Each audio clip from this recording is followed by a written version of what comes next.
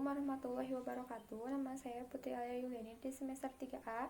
Saya akan mereview jurnal yang bertemakan administrasi negara yang ditulis oleh Bapak Dr. Haji Radi Mulyadi SMH dan Dr. Muhammad Rendi Aridayandi SMH yang berjudul Putusan Mahkamah Konstitusi tentang Pemilu Serentak dihubungkan dengan pencegahan korupsi politik. Perubahan Undang-Undang Dasar 1945 dilakukan kurun waktu 1999 sampai 2002. Dalam satu rangkaian perubahan dibahas selama 2 tahun 11 bulan dengan cermat dan disahkan dalam 4 tahun tahap sidang tahunan MPR, yaitu tahun 1999, tahun 2000, 2001, dan 2002.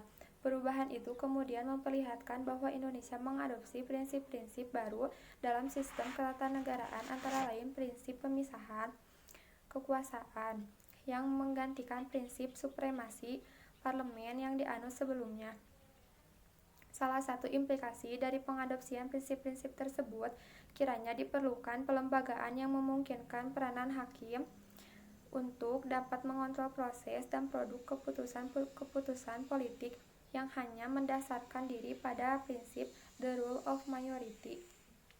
Dalam memaknai seberapa penting pengujian undang-undang terhadap undang-undang dasar, perlu dikaji apa yang dijadikan alasan seperti yang dilakukan oleh John Marshall, hakim agung Amerika Serikat, hakim pertama di dunia yang melakukan judicial review, karena substansinya bertentangan dengan konstitusi tersebut. Ialah pertama, hakim bersumpah menjunjung tinggi konstitusi, sehingga jika ada peraturan yang bertentangan dengan konstitusi, maka hakim harus melakukan pengujian terhadap peraturan tersebut.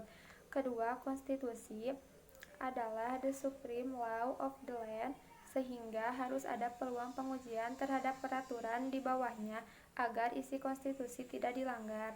Ketiga, hakim tidak boleh melakukan perkara, sehingga kalau ada yang mengajukan judicial review, permintaan tersebut harus dipenuhi.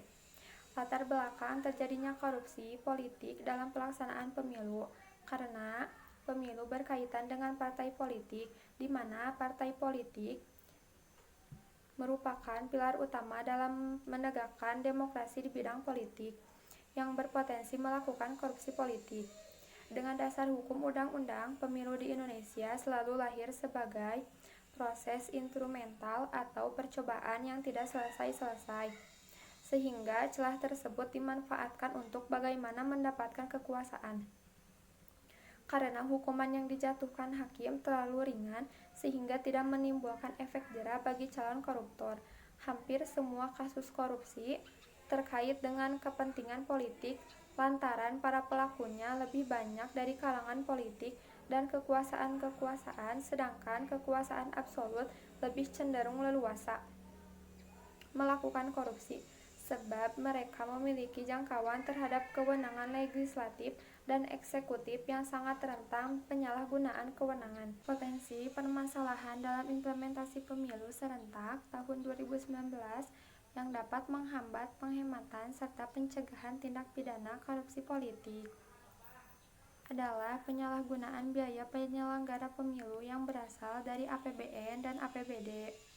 Upaya yang ditawarkan dalam mengatasi permasalahan korupsi politik diantaranya ketentuan parliamentary harus dinaikkan menjadi antar 7% sampai 10%, sehingga partai politik yang tidak mencapai PT selain tidak berhak mempunyai wakil di DPR dan di DPRD, juga eksistensi partai politik tersebut dengan undang-undang dinyatakan bubar demi hukum. Syarat-syarat pendirian partai politik baru harus diperketat dan diperberat. Misalnya, kepengurusan partai politik harus terbentuk di semua provinsi dan semua kabupaten atau kota, terbentuk 75% di tingkat kecamatan, dan ketentuan lain yang diperlukan. Tidak boleh ada kompromi dan toleransi, karena begitu suatu kecurangan dibiarkan terjadi, maka hal ini akan menjadi pintu masuk bagi mengalirnya kecurangan-kecurangan yang lain.